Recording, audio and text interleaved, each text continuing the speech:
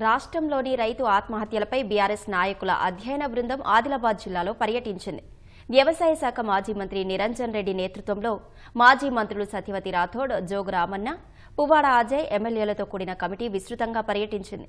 తొలుత గుడిహత్నూర్ మండలం నేరడిగొండ తండాలో అప్పుల బాధతో ఆత్మహత్య చేసుకున్న రైతు ఆడే గజేందర్ కుటుంబాన్ని పరామర్శించారు. స్థానిక ఎమ్మెల్యే ఆ కుటుంబానికి ₹1,00,000 ఆర్థిక సాయం చేశారు. అనంతరం ఆదిలాబాద్ కిసాన్ చౌక్లో రైతు విగ్రహం వద్ద నివాళులర్పించి బేల మండలం రేణిగూడలో రైతు జాదవ్ దేవరావు కుటుంబీకులను పరామర్శించారు. ప్రభుత్వ వైఖరి వల్లనే రైతులు ఆత్మహత్యలు చేసుకుంటున్నారని మాజీ మంత్రి నిరంజన్ రెడ్డి విమర్శించారు.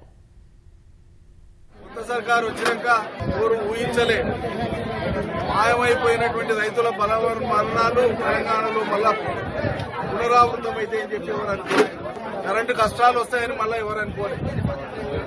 రుణమాఫీ కాక రైతులు రోడ్లు ఎక్కుతారు, బలవర మరణాలకు పాల్పడతారని ఎవరు అనుకోలేదు.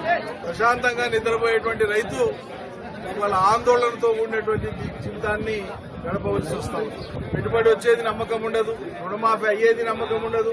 ఈ అనిశ్చిత పరిస్థితి రైతుకు ఉండేటువంటి ఆత్మవిశ్వాసాన్ని దెబ్బతీస్తుంది.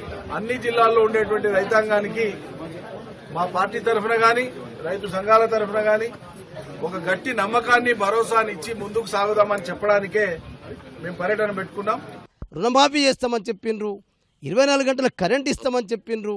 ఈ రకంగా రైతులకు బీమాతో పాటు రైతుల పంటలకు కూడా బీమా చేస్తామని చెప్పిండ్రు. మీరు ఎక్స్గ్రేసియా కూడా ఒక ₹10,00,000 ఈ ప్రభుత్వంతో మీకు ఇప్పిస్తాం, మీరు ఇట్లా అధైర్యపడకండి అని చెప్పి మేము ధైర్యం ఇవ్వటానికే రాష్ట్రం మొత్తం మీద కూడా అధ్యయన కమిటీ నిరంజన్ రెడ్డి గారి నేతృత్వంలో 9 మంది సభ్యులతో ఈ కమిటీ వేసుకున్నాం. కాబట్టి ఒక భరోసా ఇవ్వటానికి కొరకే, ఆ కుటుంబానికి ధైర్యం చెప్పడానికి కొరకే ఈ అధ్యయన కమిటీ ఈ రకమైనటువంటి చర్య తీసుకుంటుంది.